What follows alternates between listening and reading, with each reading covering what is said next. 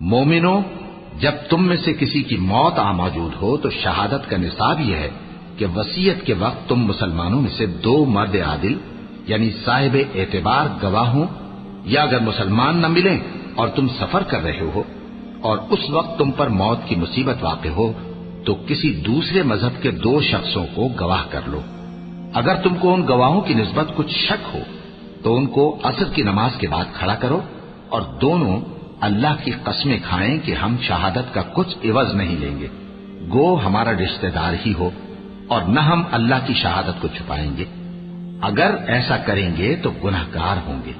پھر اگر معلوم ہو جائے کہ ان دونوں نے جھوٹ بول کر گناہ حاصل کیا تو جن لوگوں کا انہوں نے حق مارنا چاہا تھا ان میں سے ان کی جگہ اور 2 آدمی کھڑے ہوں جو میت سے قرابت قریبہ رکھتے ہوں،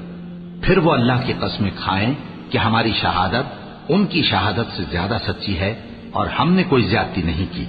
ایسا کیا ہو تو ہم بے انصاف ہیں۔ اس طریق سے بہت قریب ہے کہ یہ لوگ صحیح شہادت دیں، یا اس بات سے خوف کریں کہ ہماری قسمیں بھی ان کی قسموں کے بعد رد کر دی جائیں گی۔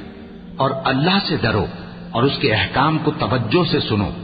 اور اللہ نافرمان لوگوں کو ہدایت نہیں دیتا۔